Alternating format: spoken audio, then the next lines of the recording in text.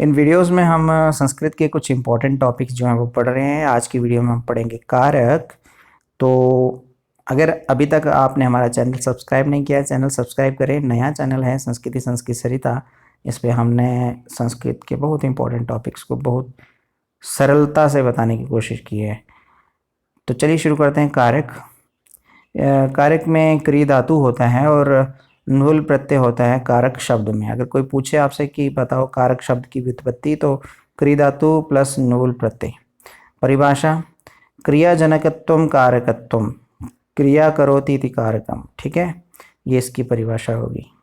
क्रिया का जो जनक है वह कारक कहलाता है, जो क्रिया करता है वही कारक है।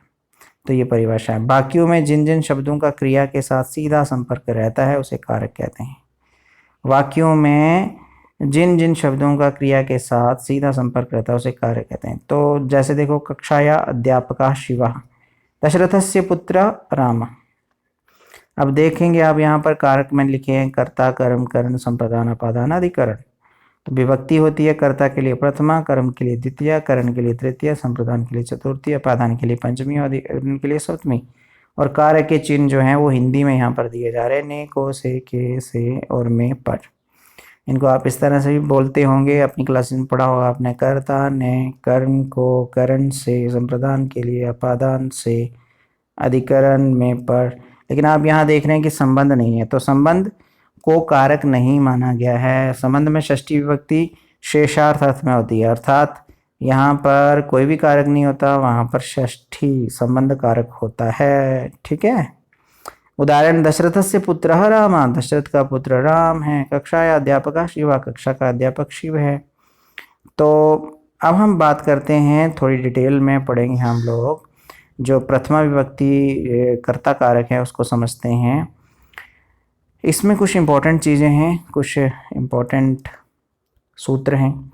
जैसे प्रातिपदिकार्थ जो है निश्चित अर्थ होता है, इसको कहते हैं प्रातिपदिकार्थ। कृष्ण, अपनी तरफ खींचने वाला। उदाहरण के लिए जो कृष्ण है उसका अगर अर्थ है वो है अपनी तरफ खींचने वाला, इसका एक अपना अर्थ है। राम, राम का अर्थ भी होता है समाहित होने वाला। श्री, ज्ञानम, उच्चई, नीचे, ये जो है ये अव्यय कहलाते हैं। ठीक है, ये आपने समझना है। प्रथमा विभक्ति में ये सब सूत्र जो हैं इंपॉर्टेंट हैं, इन्हीं की बात करते हैं। अब उसके बाद बात करते हैं लिंग। लिंग 3 होते हैं। तटः जो है वो किनारा, तटी, तटम। तटः, तटी, तटम। तटः पुल्लिंग में हो गया, तटी स्त्रीलिंग में हो गया, तटम नपुंसकलिंग में हो गया। तीनों का अर्थ है किनारा है, लेकिन तटा जो पुल्लिंग में भी होता है, स्त्रीलिंग में भी होता है और नपुंसकलिंग में भी होता है। तीनों में अलग अलग बोलते हैं उसको। जैसे एषः, एतत् और एषा। वैसे ही बात करते हैं हम लोग परिमाण की। परिमाण जैसे कहते हैं नाप तोल। द्रोणोव्रीहि, बाल्टी भर चावल। द्रोणोव्रीहि का अर्थ होता है बाल्टी भर चावल। और वचन हो गए 3, एकः, द्वौ, बहवः। 3 वचन होते हैं। एकः एक वचन में बोलेंगे, द्वौ को द्वौ ही बोलेंगे, और बहवः मतलब बहुत सारे या बहुवचन। संबोधन, प्रथमा हे राम। प्रातिपदिकार्थ, लिंग, परिमाण। ये अगर आप लोग ब्लैक अक्षर में लिखे हुए अगर संस्कृत के जो सूत्र हैं इनको पढ़ेंगे तो एक ही सूत्र बनेगा। वो कौन सा है? प्रातिपदिकार्थ, लिंग, परिमाण, वचन, संबोधनम। तो ये प्रथमा विभक्ति थी। अब बात करते हैं हम लोग द्वितीय विभक्ति। द्वितीय विभक्ति जो है वो है कर्म कारक, और इसके लिए सूत्र है कर्तुरीप्सिततमं कर्मः या कर्मणि द्वितीय, इसका ये सूत्र है। कोई पूछे कि द्वितीय विभक्ति का जो संज्ञा सूत्र, द्वितीय विभक्ति प्रदान करने वाला जो सूत्र है वो कौन सा है, तो आप बता सकते हैं कर्मणि द्वितीय। राम हरि को बजता है। अब यहाँ पर आप देख रहे हैं कि कर्म कहाँ पर है। कर्म है हरि को। राम हरि को बजता है, ये बजता बजना हो गई क्रिया। राम हो गया कर्ता और हरि को कौन हो गया? कर्म। कर्ता क्रिया के माध्यम से जिसको सर्वाधिक चाहता है कर्म कहलाता है। कर्म में द्वितीय विभक्ति होती है। अब कर्ता देखो, सबसे अधिक कर्ता कुछ क्रिया तो कर रहा है, लेकिन जो क्रिया कर रहा है वही कर्म कहला रही है। यहाँ पर हरि को बजता है तो हरि को क्या हो गया? कर्मणि द्वितीय। जो अपने कार्य को करने में स्वतंत्र होता है कर्ता कहलाता है। कर्ता में प्रथमा विभक्ति होती है और कर्म में द्वितीय विभक्ति होती है। रामा हरिम भजति एक उदाहरण है, सीता पुस्तक पढ़ती है। अब यहाँ सीता पुस्तकम पठति, पुस्तकम हो गया कर्म कारक। और कुछ एक इम्पॉर्टेंट और भी सूत्र हैं, जैसे अधिशिंगस्था साम कर्मः, अधि प्लस शींग इसको हम कहते हैं सोना। स्था होता है बैठना और अस होता है ठहरना, स्था को आधार भी कहते हैं। हरि बैकुंठ में सोते हैं, हरि बैकुंठम अधिशेते।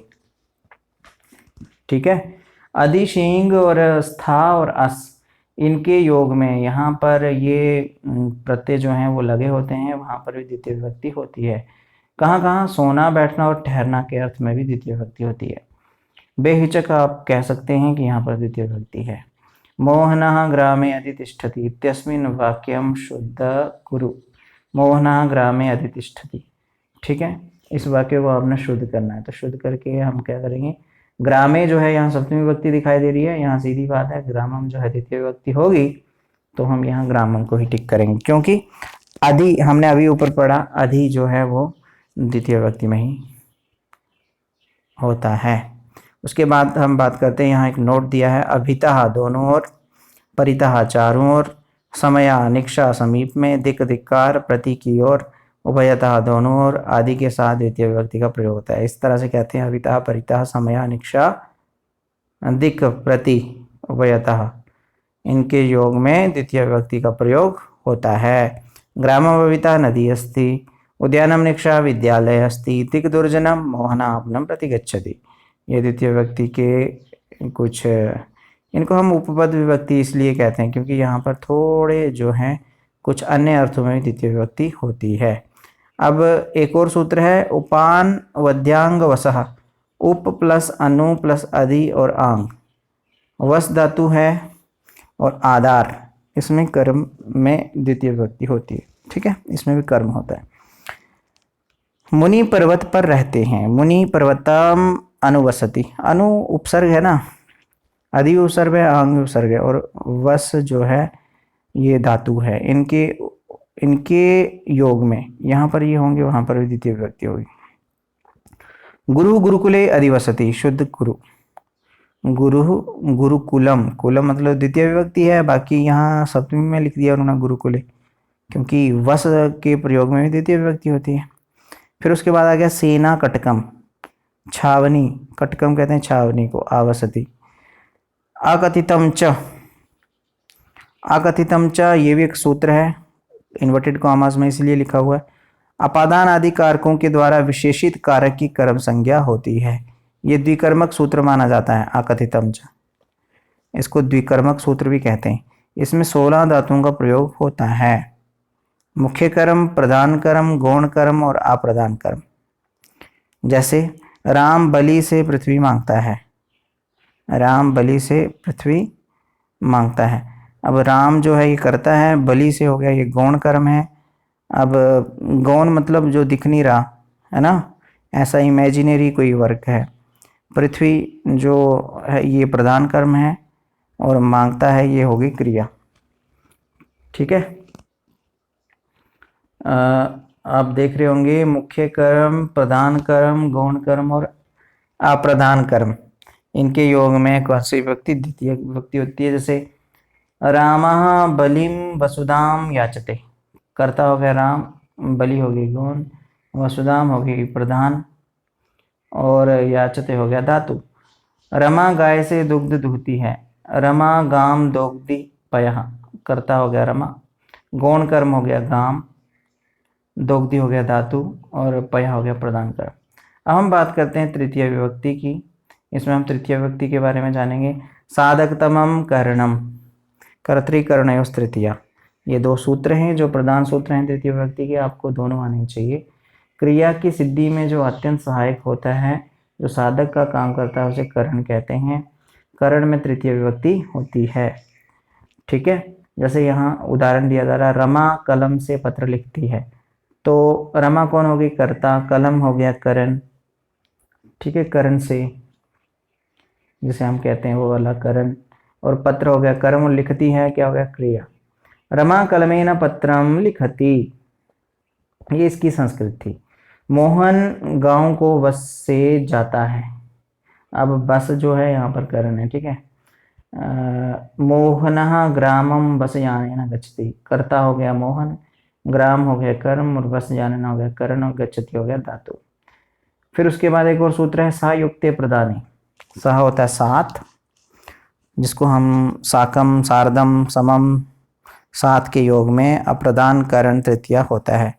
रामा सीतया सह वनम गच्छति, राम सीता के साथ वन जो है वो जाते हैं, लगा ना यहाँ पर सह। वैसे ही रामा सीतया सह वनम गतवान, राम सीता के साथ वन को गए। फिर उसके बाद पिता पुत्रेण सह आगता, यहाँ पर पुत्रेण सह होगी तृतीय विभक्ति। फिर उसके बाद एक सूत्र और है येनांग विकारा, जिस अंग के माध्यम से प्राणी के विकार को दिखाया जाएगा उसमें तृतीय विभक्ति होती है। जैसे अंगों की बात आ गई, बॉडी पार्ट्स की बात आ गई। आक्षणा काना, आंख से अंधा, आंख से अंधा में भी तृतीय विभक्ति हो गई। शिरसा खलवाटा, शिर से गंजा, यहाँ सिर जो है वो भी बॉडी पार्ट है, इसके योग में भी कौन सी विभक्ति आएगी तृतीया। करणाव्याम बधिरा, कानों से बहरा, बाधे न कंजा, पैर से लंगड़ा। फिर इत्थम भूत लक्षणे, वह इस प्रकार का है ऐसे लग रहा है जया किसी लक्षण या चिन्ह दिखाई दे रहा है, उसमें तृतीय विभक्ति होती है। इसमें कोई लक्षण मतलब सिमिलर दिख रहा है किसी की तरह दूसरे की तरह, तो वहाँ पर भी तृतीय विभक्ति। जैसे गणवेशेन छात्रः, गणवेश से छात्र दिखता है। शिखया पंडिता, शिखा से पंडित दिखता है। और जटा भी तापसा, जटाओं से तपस्वी दिखता है। अब हम बात करेंगे चतुर्थी विभक्ति की। कर्मणा यमभिप्रैति सह संप्रदान, चतुर्थी संप्रदान है। ये दो सूत्र हैं जिन्हें आप याद कर लें। दान के कर्म के द्वारा जिसको खुश संतुष्ट किया जाता है उसे संप्रदान कहते हैं। संप्रदान में कौन सी विभक्ति होती है, चतुर्थी विभक्ति होती है। राजा ब्राह्मण के लिए धन देता है, राजा विप्राय धनम ददाति, राजा विप्राय धनम ददाति। राजा हो गया कर्ता, विप्राय हो गया संप्रदान, धनम हो गया कर्म और ददाति हो गया क्रिया। पिता पुत्र के लिए फल देता है, पिता पुत्राय फलम ददाति, पिता हो गया कर्ता, पुत्राय हो गया संप्रदान, फलम हो गया कर्म और ददाति हो गया क्रिया। रुच्यर्थानाम प्रियमाना, रुचि अर्थक धातुओं का प्रयोग होने पर जिसे प्रिय लगे, प्रियमान उसकी संप्रदान संज्ञा होती है। संप्रदान में चतुर्थी विभक्ति होती है। रुच आत्मनेपद। बालकाय मोदका रोचन्ते, बालकाय में चतुर्थी विभक्ति संप्रदान जिसे कहते हैं, मोदका हो गया कर्ता और रोचन्ते हो गई क्रिया। फिर क्रमेलकाय कंठका रोचन्ते विशेषा। नमः स्वस्ति स्वाहा स्वधा अलम और वषट, इनके योग में चतुर्थी विभक्ति होती है। नमः होता स्वस्ति स्वस्ति होता कल्याण, स्वाहा होती आहुति, अग्नि आदि को दी जाती है जो प्रदान की जाती है, और अग्नि की पत्नी का नाम भी स्वाहा है। स्वधा होती है आहुति, पितृ आदि को दी जाती है। अलम पर्याप्त और वषट इंद्र को आहुति। श्री गणेशाय नमः, श्री हनुमते नमः, श्री राधा कृष्णाय नमः। अग्नये स्वाहा, प्रजाभ्यः स्वस्ति, पितृभ्यः स्वधा, इंद्राय वषट, दैत्यभ्यः हरि अलम। ये कुछ एक उदाहरण है, कई बार परीक्षा में पूछे जाते हैं, बताइए इंद्राय वषट इसमें कौन सी विभक्ति है, तो आपको तुरंत बताना है यहाँ पर चतुर्थी विभक्ति है। जब अलम का अर्थ निषेध मना के अर्थ में हो तो तृतीय विभक्ति आएगी। अलम क्रीडनेन, अलम विवादेन, अलम भाषणेन। फिर उसके बाद आ गया क्रुद्रुहेर्ष्या सूर्यार्थानाम यम प्रतिकोपः। क्रुद्रुहेर्ष्या, द्रहेर्ष्या ईर्ष्या ना, सूयार्थानाम यम प्रतिकोपः। क्रुद्ध हो गया क्रोध करना, द्रुह हो गया द्रोह करना, ईर्ष्या हो गया ईर्ष्या करना, असूया हुआ छुआछूत करना। इनके योग में भी कौन सी विभक्ति होती है, चतुर्थी। क्रोध द्रोह ईर्ष्या असूया आदि धातुओं का प्रयोग होने पर जिसके प्रतिकूप किया जाएगा उसमें चतुर्थी विभक्ति होती है। रामा हरय क्रुध्यते, राम हरि पर क्रुद्ध होते हैं। मूर्खः गुणिभ्यः ईर्ष्यति, मूर्ख जो है वो गुणियों से जलते हैं। उपसर्ग से युक्त क्रुद्ध एवं द्रुह धातु का प्रयोग होगा तो वह द्वितीय विभक्ति होगी। उपसर्ग द्रुह क्रुद्ध द्वितीय। राम हरिम अभिक्रुध्यति और शिव मोहनम अभिद्रोह्यति। फिर उसके बाद बात आती है पंचमी विभक्ति की। पंचमी विभक्ति होती है ध्रुवम आय अपादानम अपादाने पंचमी। ये सूत्र हैं इनके, इनको भी आप अच्छे से पढ़ें। ध्रुव कहते हैं अवधिभूत, निश्चित, ठीक है। और अपाय हो गया विश्लेष, अलग करना। ऐसे क्वेश्चन जो हैं मेरे से इंटरव्यू में पूछे गए थे, आपसे भी पूछे जा सकते हैं, इसलिए इनको अच्छे से समझ लें। अलग होने के योग में यहाँ से अलग होते हैं, उसे अपादान कहते हैं। अपादान में पंचमी विभक्ति होती है। लिखा है वृक्ष से पत्ते गिरते हैं, वृक्षात पत्राणि पतंती। वृक्ष से हो गया अपादान, पत्राणि हो गए कर्ता और पतंती हो गई क्रिया। क्षेत्रात पशुवः आगच्छन्ति, रामः ग्रामात् आयाति। फिर उसके बाद बात करते हैं, हम आगे बढ़ते हैं थोड़ा सा। भुवः प्रभवः, प्रकाशित उद्गम स्थल के योग में भुवा हो गया प्रकाशित और प्रभवः हो गया उद्गम स्थल के योग में भी और नदी के योग में भी पंचमी विभक्ति होती है। प्रकाशित उद्गम स्थल के योग में नदी इत्यादि यहाँ से निकलती है, उसमें पंचमी विभक्ति होती है। जैसे लिखा है ना, हिमालय से गंगा निकलती है, हिमालयात हिमवतः गंगा प्रभवती, विराट नगरात बाणगंगा प्रभवती। फिर उसके बाद भीत्रार्था नाम भय हेतु, भी होता है भय, त्रा होता है रक्षा करना, इनके योग में और धातुओं के कारण हेतु की अवधान संज्ञा होती है, इसमें पंचमी विभक्ति होती है। रामः चौरात विवेदी, वैद्य रोगात् त्रायते। जनि कर्तुः प्रकृति, जनि होता है उत्पन्न, उत्पन्न होने की क्रिया में जो मूल प्रकृति होती है उसकी अपादान संज्ञा होती है। ब्रह्मा से प्रजा उत्पन्न होती है, ब्रह्मणा प्रजा प्रजायन्ते, कामात् क्रोधो विजायते। पृथक विना और नाना, पृथक विना नाना, द्वितीय तृतीय पंचमी विभक्ति होती है। पृथक के योग में द्वितीय भी होती है, तृतीय भी होती है और पंचमी भी। वैसे ही विना के योग में भी रामम रामेण रामात् व पृथक विना नाना। विना शब्द से योगे विभक्ति भवति, द्वितीय तृतीय पंचमी सर्वे सभी होती हैं। जलम बिना जीवनम नास्ति। अब बात करते हैं हम सप्तमी विभक्ति की। षष्ठी विभक्ति तो शेषार्थ में होती है, तो सप्तमी विभक्ति की बात करते हैं। सप्तमी विभक्ति के लिए सूत्र हैं आधारो अधिकरणम, सप्तम्याधिकरणे। क्रिया के आधार को अधिकरण कहा जाता है, अधिकरण में सप्तमी विभक्ति होती है। आधार कतिविधा, आधार कितने होते हैं? त्रिविधा, 3 होते हैं। ये प्रश्न बहुत इंपॉर्टेंट है। आधार कितने होते हैं? त्रिविधा, 3 प्रकार के। कौन कौन से? औपश्लेषिक, अभिव्यापक और वैषयिक। औपश्लेषिक होता है अल्पकाल का संपर्क, रामा भूमौ शेते मोहना वसयाने तिष्ठति। अभिव्यापक होता है सभी जगह, सर्वस्मिन् आत्मा अस्ति तिलेषु तैलम अस्ति। और वैषयिक हो गया विषयक इच्छा, व्याकरणे इच्छा अस्ति पठने इच्छा अस्ति। देखो तीनों में बहुत फर्क है, औपश्लेषिक, अभिव्यापक और वैषयिक में। तो यतस्य निर्धारणम, यहाँ पर निर्धारण होता है, वहाँ पर भी सप्तमी विभक्ति। जाति गुण क्रिया संज्ञा के द्वारा एक समुदाय से अलग होने पर उस समुदायवाची शब्द में षष्ठी व सप्तमी विभक्ति होती है। कवि नाम कविषु कालिदासा श्रेष्ठा। यहाँ निर्धारित हो रहा है ना किसमें? कवियों में कवि जो हैं कालिदास श्रेष्ठ हैं। तो वैसे गवाम गोषु वा कृष्णा भुक्षीराः, गच्छताम गच्छत्सु धावन शीघ्रः, नराणाम नरेषु द्विजा ब्राह्मणा श्रेष्ठा। साध्वा साधु प्रयोगे च, साधु सज्जन और असाधु दुर्जन, इसके योग में सप्तमी विभक्ति। साधु एवं साधु शब्दों का प्रयोग होने पर जिसके प्रति साधु एवं साधु होंगे उसमें सप्तमी विभक्ति होती है। कृष्णः मातरि साधु, कृष्णः मातुले असाधु। उसके बाद हम आगे वाली वीडियो में बात करेंगे वाच्य की। तो अभी तक के लिए हम इतना ही पढ़ेंगे। ये वीडियो काफ़ी लंबी हो गई है, आपको कैसी लगी? वीडियो को लाइक करें, बहुत इंपॉर्टेंट वीडियो है, उम्मीद है आपने लास्ट तक देखी होगी। अगर आपका कोई प्रश्न है, नीचे कमेंट बॉक्स खुला है, आप कमेंट बॉक्स में जाके कमेंट कीजिए फटाफट। और वीडियो को बार बार देखेंगे तो आपको बहुत ही लाभ होगा। आप नेट हो या किसी इंटरव्यू की तैयारी कर रहे हो, उसके लिए बहुत इंपॉर्टेंट क्वेश्चंस हैं।